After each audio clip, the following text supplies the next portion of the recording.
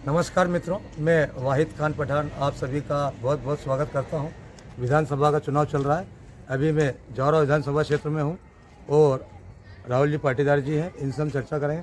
पाटीदार जी नमस्कार साहब। नमस्कार। ये जो चुनावी समीकरण चल रहे हैं, अपने अपने स्तर सभी जीत के दावे भी कर रहे हैं, सभी पर्चा कर रहे हैं और साथ ही हमें जानकारी मिली थी कि आप भी कांग्रेस से दावा कर रहे थे विधानसभा जो जौरा की सीट इसके लिए। तो क्या आखिर समीकरण बनने के आपने कांग्रेस से हट के जीवन सिंह जी को समर्थन दिया, क्या है मामला? सबसे पहले तो मैं जावरा विधानसभा के सभी मतदाताओं को प्रणाम करता हूं और आग्रह करता हूं कि आप सब अधिक से अधिक संख्या में वोट करें। मैं आपको एक चीज़ बता देना चाहता हूं कि हम स्वाभिमानी लोग हैं। जी सर। हम स्वाभिमान की राजनीति करते हैं। मैं जब कॉलेज में था, मैं कॉलेज का अध्यक्ष था। इंदौर से मेरा कॉलेज हुआ, वहाँ से मेरी राजनीति शुरू हुई। मैं NSUI का कॉलेज का प्रेसिडेंट था। उसके बाद में मैं यहाँ जावरा, मेरी शिक्षा होने के बाद मैं यहाँ जावरा आया। जावरा में मैंने यूथ कांग्रेस की राजनीति को उच्च स्तर तक ले गया। मैं राष्ट्रीय कोऑर्डिनेटर भी रहा, लेकिन समय मुझे 15 से 16 साल हो चुके थे। मेरी दावेदारी करने का समय आ चुका था। मैंने कांग्रेस से अपना दावेदारी प्रदेश अध्यक्ष कमलनाथ जी को पेश करी।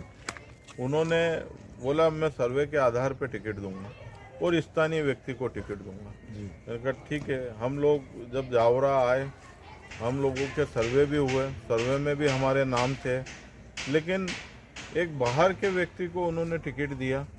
मुझे ये कांग्रेस की सोच का जो उनकी सोच है, कांग्रेस की जो करनी है, उस करनी में अंतर आया।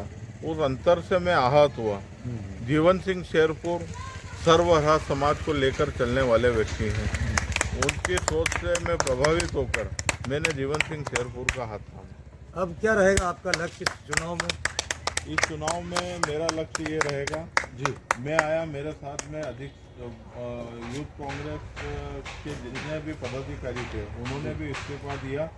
हम सब मिलकर जीवन सिंह शेरपुर को भारी बहुमत से विजय बनाएंगे।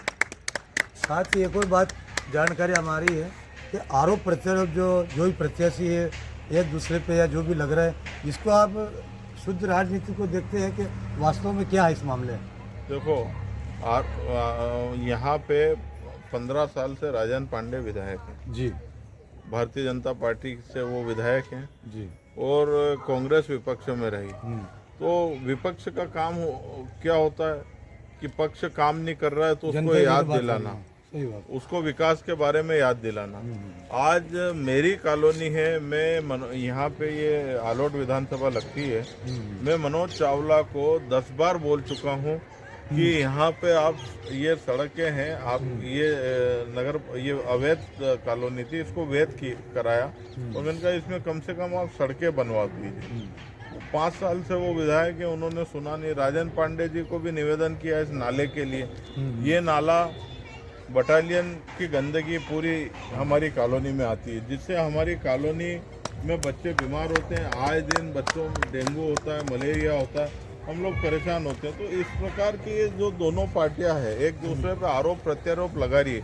मैं मानता हूं कि दोनों की दोनों महाचोर पार्टियां हैं।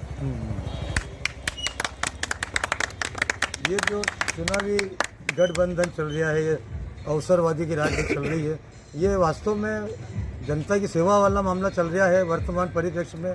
ये अपने अपने स्तर से सुविधा के हिसाब से।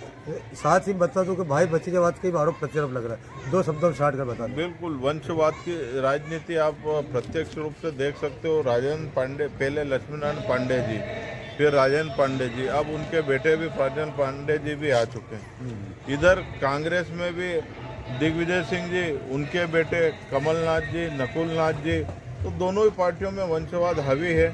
इसलिए कहीं ना कहीं दिल में आहत होता है, क्योंकि मेरे फादर एक सरकारी कर्मचारी थे। मेरे परिवार में कोई दूर दूर तक राजनीति में नहीं है, उसके बावजूद हम लोग राजनीति में इतने ऊंचे पद पे गए थे हमारी मेहनत से, लेकिन कांग्रेस पार्टी ने हमको तवज्जो नहीं दी। तो ठीक है सर, आपने आपका बहुत बहुत समय दिया। साथ ही मित्रों, ये चुनावी चर्चा थी। इन्होंने जो भी आरोप प्रत्यारोप लगाए हैं हम उसका किसी प्रकार से पुष्टि नहीं करते। चर्चा होती रहना चाहिए। अगली बार फिर मुलाकात होगी। बहुत बहुत धन्यवाद। नमस्कार।